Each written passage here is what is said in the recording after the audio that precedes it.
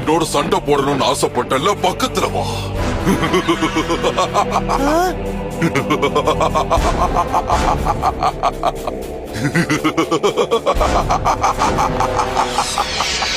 ஓ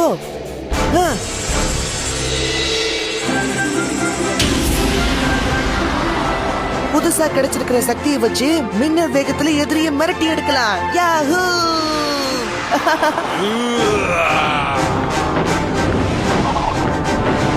தாக்குங்கள் வீரர்களே,